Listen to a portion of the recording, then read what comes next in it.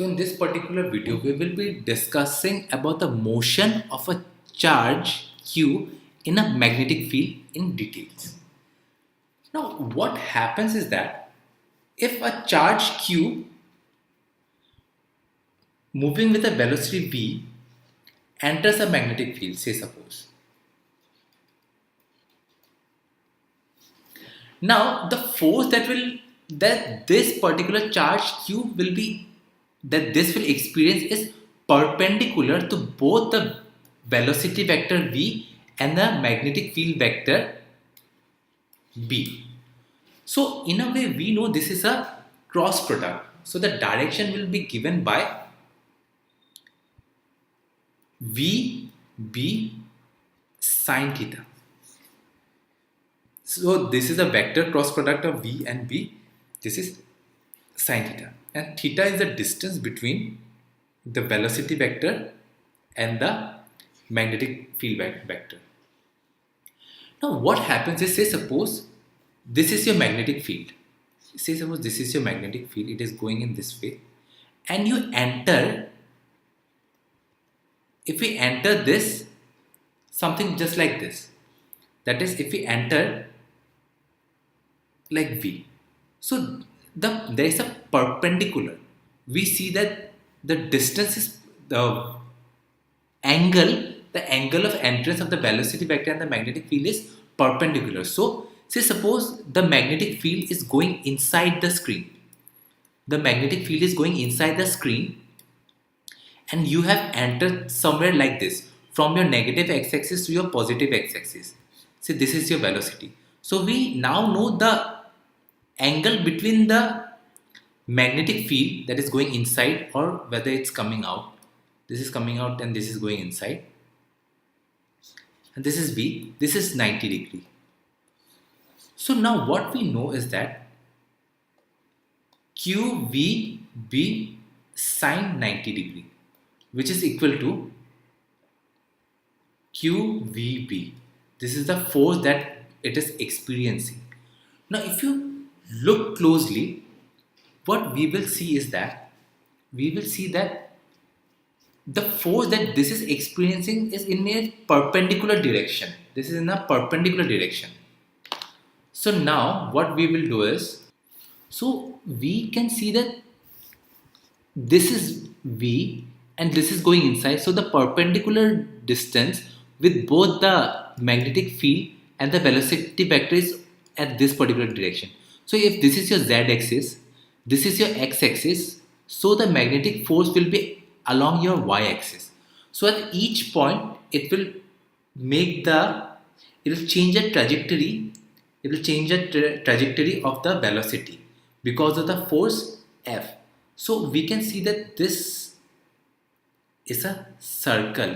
It traces a circular path.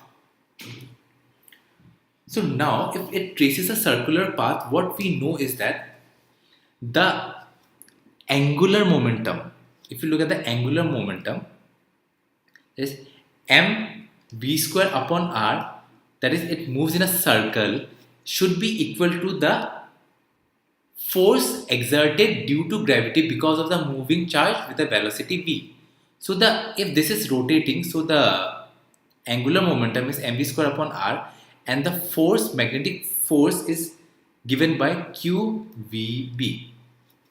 So therefore, if you want to find the radius r, it is given by radius r. It is given by, if you put r over here, v gets cancelled, mv upon qb. So these are some of the derivations that you can make. Now say suppose we are taking a condition where velocity and the magnetic field are perpendicular to each other. Now what if the velocity has some component v along both the y-axis and the x-axis? At that moment of time, what we'll see is a helical path. This is a helical path. This is, if this is y-axis, if this is x-axis, and this is z-axis. So we'll see a helical path, and the pitch is given by this two distance. This is the pitch. Now let's say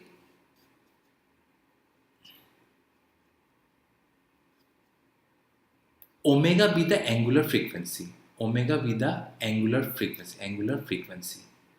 If omega is the angular frequency, then v is the velocity, the linear velocity, and it is given by omega into r. V equals to omega into r. So now what we can say is that if you look at so now say suppose in a helical path, what we have is, if the velocity will have a velocity vector parallel to the magnetic field and a velocity vector that is perpendicular to the magnetic field. So we know t equals to twice pi, that is the time period is twice pi upon omega. Now this t is also known as 1 by nu, which is the frequency is twice pi upon omega. This is your frequency. So now if I try to look at the pitch, that is pitch, this is a pitch, there is a distance between this point to this point, then I'll have p is equal to the velocity vector that is parallel to the magnetic field, this velocity vector. Now if you have say v and it is making an angle theta, so velocity vector parallel to this part is v cos of theta, so this can easily be found out. So now this is v parallel into time t, this is the pitch. After what time it makes a complete rotation, so this will be the distance. This is a time period for a complete rotation. Now we know time period for a complete rotation is twice pi upon omega, where omega is the angular frequency which is given by the velocity v omega r. So this t can be expressed like this, which is equal to v parallel into twice pi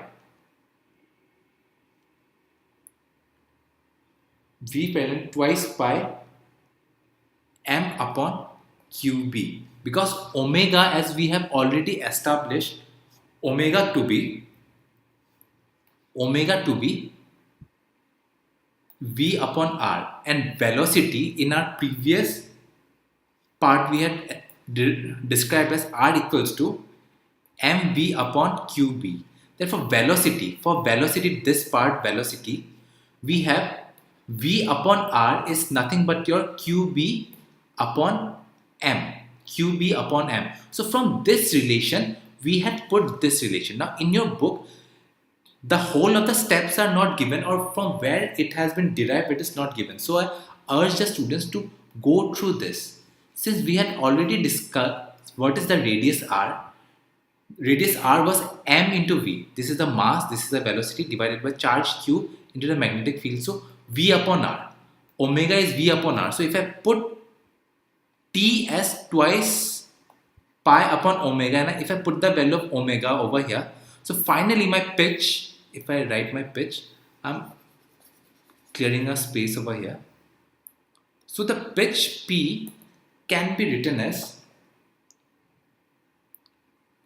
twice pi m into v parallel or v cos of theta, anything, whatever comes in an examination, divided by qb. So this is the whole formula or the whole derivation for your pitch.